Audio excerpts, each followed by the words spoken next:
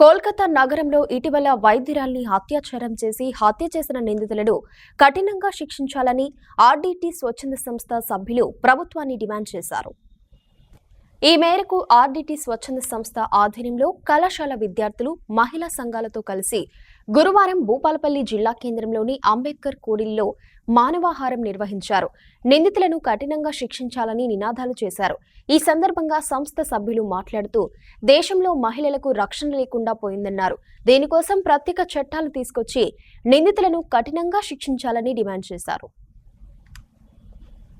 భూపాలపల్లి జిల్లా ప్రధాన కార్యాలయం నందు కలకత్తా నగరంలో ఈ నెల 9వ తారీఖు మోమిత అనే వైద్యురాలిపై జరిగినటువంటి సంఘటనకు సంబంధించి ఈరోజు ఇక్కడ పనిచేస్తున్నటువంటి మహిళా సంఘాల లీడర్లు మరియు సంఘమిత్ర డిగ్రీ కళాశాల పీజీ కళాశాల విద్యార్థులు ఈ ర్యాలీలో పాల్గొనడం జరిగింది. మరి ఇలాంటి మహిళలపై జరుగుతున్నటువంటి హింసలను నిర్మూలించాలనే ఉద్దేశంతో ఇలాంటి కార్యక్రమాలు ఆర్డీటీ సంస్థ చేపట్టడం జరుగుతూ ఉంది. మరి మనం కూడా వీటిని ఖండించాలా, ఇలాంటి సంఘటనలు చేసినటువంటి వ్యక్తులపైన కఠినంగా శిక్షించాలని ఒక ఆలోచనతో ఆర్డీటీ సంస్థ ఇలాంటి కార్యక్రమాలను చేస్తూ ఉంది. కాబట్టి మనందరము కూడా ఇలాంటి సమస్యలు జరగకుండా చూడడంలో మన వంతు పాత్ర వహించాలని, అది కుటుంబం నుంచి మొదలు కావాలని, మరి బ్యాడ్ టచ్ గుడ్ టచ్ అనేది మనం చెప్తూ ఉంటాము. అమ్మాయిలకు మాత్రమే చెప్తూ ఉన్నామే కానీ అబ్బాయిలకు చెప్పలేదు.